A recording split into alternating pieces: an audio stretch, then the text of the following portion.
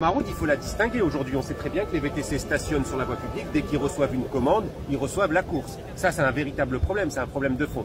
Comment on résout ce problème? On s'est inspiré de ce que font certaines démocraties. Barcelone a imposé un délai de 15 minutes entre les VTC et les taxis. C'est quoi? C'est-à-dire que tu ne peux pas commander un VTC et l'avoir tout de suite. Uber a décidé de quitter Barcelone parce qu'on leur a imposé ça. À partir du moment où tu leur imposes de respecter la réglementation, ils ne tiennent plus. Parce que si demain tu parles de la présomption de salariat, ce dont on a fait, hein, à partir du moment où il y a le fameux triptyque de l'URSSAF qui constate que tu es salarié à partir du moment où tu définis le prix de la course, à partir du moment où tu peux déconnecter la personne, tout ça, l'URSSAF l'a entendu. Si tu leur imposes la présomption de salariat, ben tu sais que la plateforme ne fonctionne pas parce qu'elle ne peut vivre que sur un modèle de fraude. On a un texte, on a des lois qui existent. Elles sont écrites, elles sont JO. Très bien. Est-ce qu'elles sont appliquées?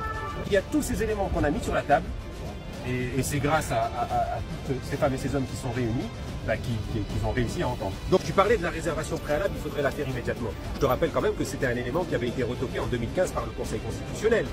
Pourquoi il avait été retoqué par le Conseil constitutionnel? Parce que ceux qui ont rédigé, ça je dis, vous pouvez le filmer, ceux qui ont rédigé justement ce décret, cet arrêté de la temporalité des 15 minutes, ils n'avaient pas consulté la commission numérique qui était une voie obligatoire pour que le texte tienne. Moi je dis ça, je dis rien. On a des services éminemment compétents.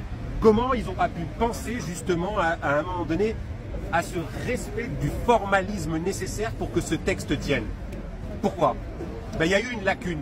Il y a eu une lacune et aujourd'hui le ministre a tapé du poing sur la table en disant ça, si c'est faisable, il faut le faire. Parce que ça, il faut qu'on l'obtienne. Ça, c'est vraiment un élément qui va pouvoir distinguer ce qu'est un taxi de ce qu'est un VTC. Un taxi, tu dois pouvoir le prendre tout de suite, maintenant, et un VTC, normalement, tu ne peux pas l'avoir tout de suite. C'est ça la différence entre les deux, parce que sinon, il y en a un qui est de trop dans l'histoire. L'air est très grave, les amis. Quand tu écoutes ça, qu'est-ce que tu penses? Ce monsieur dit en français facile, tuons le VTC. Arrêtons tous les VTC parce qu'ils n'ont rien à faire dans le game. Et oui, je n'exagère pas. Mais surtout, ce qui est choquant, c'est que quand tu vois la différence entre les taxis, les représentants taxis, qui ne citent jamais les plateformes taxi, mais qui se concentrent seulement sur les textes des lois, nous on se demande, nos représentants qui passent leur temps en parlant de Uber, des tarifs, est-ce qu'ils ne devraient pas revoir les priorités? Oui, je leur demande pour une énième fois. C'est le moment de revoir les priorités, les gars, parce que l'air est grave. Voici ce que vous avez en face de vous. On a vu toute cette semaine et la semaine dernière le niveau des représentants taxi qu'on avait en face de nous. Des mecs qui savent bien parler et qui savent bien amadouer les esprits. Même si dans leurs paroles, il y a beaucoup de malhonnêteté comme d'habitude. Parce que quand ces messieurs disent qu'il faut que l'État vote des lois pour tuer le VTC, il faut mettre des conditions pour que le VTC ne fonctionne pas, pour que le VTC meure. Est-ce que ça ne dérange pas? Est-ce que ça ne te dérange pas? Qu'est-ce que tu comprends de ce qu'il est en train de dire? Parce que l'air est grave, c'est le moment de s'élever pour le métier. C'est contre-productif, c'est illégal même, je dirais, de vouloir le monopole. Parce que quand tu milites, monsieur Rachid ou tous les autres, tous tes copains, pour que l'État renforce des lois, complique l'activité, complique le businesseur, l'entrepreneur VTC comme moi, tu es en train de dire je ne veux pas de la concurrence. Et ça, c'est illégal. Tu es en train de dire ouais, je veux le monopole. Le monopole est illégal. C'est dans la loi. Il faut être honnête au bout d'un moment. Donc les gars, restez éveillés. Ne vous laissez pas distraire parce qu'on ne sait pas trop.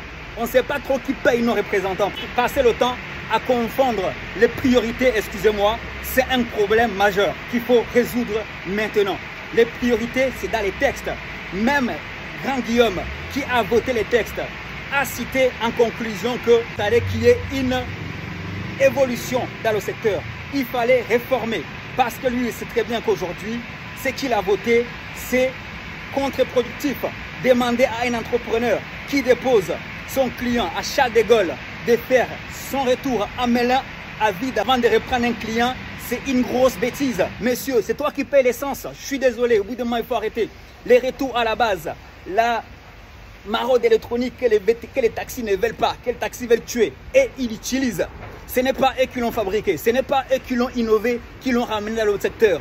Uber a innové, a ramené dans le secteur. Peu importe les prix, je ne suis pas en train de parler des prix. Ça parle de Uber, mais c'est plus que ça. Il y a bien plus que de Uber. Il y a beaucoup de compagnies haute gamme qui utilisent ces systèmes, ces technologies, mais les taxis veulent garder ça. Nous, il faut que le client attende 15 minutes, il faut que le chauffeur attende 15 minutes avant de pouvoir valider une course.